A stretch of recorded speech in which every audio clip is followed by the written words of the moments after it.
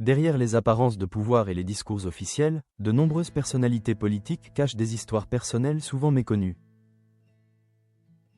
Rachida Dati, figure emblématique de la scène politique française, a récemment décidé de parler d'une période particulièrement difficile de sa jeunesse. L'ancienne garde des Sceaux se dévoile avec une sincérité touchante sur des années formatrices, loin des projecteurs. Lors d'une interview accordée au Media Legend, Rachida Dati a partagé sa relation intime avec la spiritualité. Elle a expliqué que sa foi joue un rôle central dans sa vie quotidienne. « Je crois en Dieu, je fais des petites prières pour mes parents », a-t-elle déclaré, laissant transparaître une émotion sincère. Ces gestes spirituels, selon elle, constituent un lien précieux avec sa famille, ayant grandi dans une fratrie nombreuse où les valeurs traditionnelles étaient omniprésentes. Avant de se lancer dans une carrière politique, Rachida Dati a exercé le métier d'aide-soignante dans une clinique à Chalon-sur-Saône. J'ai pris 2 contrats, donc je travaillais toutes les nuits, a-t-elle révélé au micro d'Isabelle Morizet.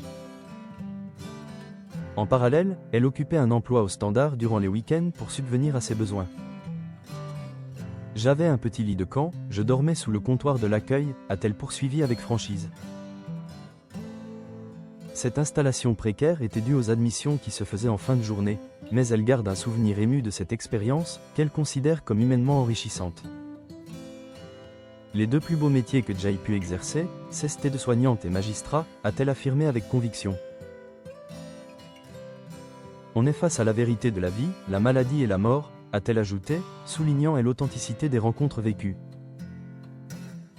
Rachida Dati a également récemment ouvert les portes de la maison familiale de ses parents décédés, devant les caméras.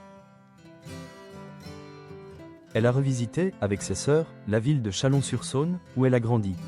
Elle a joué le jeu tout de suite, a commenté Karine Le Marchand, comme relayé par TV Mag.